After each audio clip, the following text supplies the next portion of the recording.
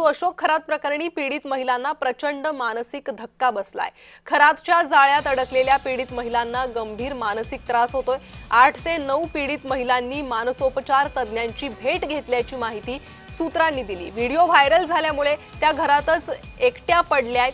त्या महिला नैराश्याच्या सावटाखाली आहे। पीडित महिलांची अज्ञात ठिकाणी चौकशी केली जाते अशी ही माहिती समोर आलेली आहे। पुन्हा एकदा जाणार आहोत आमचे प्रतिनिधी किरण यांच्याकडे। किरण, अत्यंत धक्कादायकच ही बाब होती। अशोक खरातचं प्रकरण बाहेर आलं, मात्र त्यानंतर त्या पीडित महिलांचं काय? त्यांची चूक नसताना त्यांना या सगळ्या त्रासाखालून जावं लागतंय आणि त्या संदर्भात ही महत्त्वाची अपडेट समोर येते। काही महिलांनी मानसोपचार तज्ञाकडून सल्लाही घेतल्याचं कळतंय। काय अधिक अपडेट?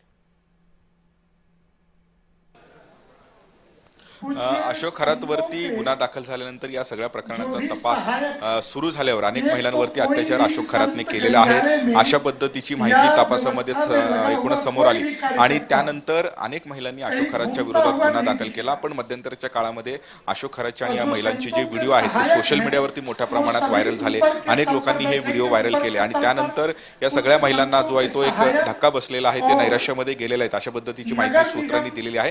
खरं तर ज्या लोकांनी हे सगळं व्हिडिओ व्हायरल केलेला आहे त्या लोकांवरती आतापर्यंत नाशिकच्या पोलिसांनी अनेक गुन्हे दाखल केलेले आहेत। त्याच पद्धतीने SITने सुद्धा हे गुन्हे दाखल केलेले आहेत। जवळपास 150हून अधिक गुन्हे आतापर्यंत व्हिडिओ व्हायरल करण्यावरती हे दाखल झालेले आहेत। पण या महिलांना मोठ्या प्रमाणात या व्हिडिओ व्हायरल झाल्यामुळे धक्का बसलेला आहे आणि त्याच पद्धतीने या महिलांनी मानसोपचार तज्ञाची सुद्धा ही मदत घेण्याची जी आहे किंवा घेण्यास सुरुवात केल्याचं आपल्याला बघायला मिळतंय। आणि या महिलांची जी चौकशी आहे किंवा जे SITला जी माहिती हवी आहे त्या अज्ञातस्थळी हे SITचे अधिकारी जाऊन महिलांकडून माहिती घेत आहेत अशा पद्धतीचं एकूणच सूत्रांनी माहिती दिलेली आहे। त्यामुळे इथून पुढच्या काळामध्ये अशा पद्धतीचे जे व्हिडिओ आहेत ते व्हायरल करू नका असं आवाहन सुद्धा पोलिसांच्या वतीने करण्यात आलेलं आहे। त्यामुळे जे कोणी व्हायरल करतील अशा पद्धतीची व्हिडिओ त्यांच्यावरती कठोर कारवाई करू अशा पद्धतीचा इशारा सुद्धा देण्यात आल्याचं बघायला मिळतंय। जी किरण, धन्यवाद या सविस्तर माहितीसाठी।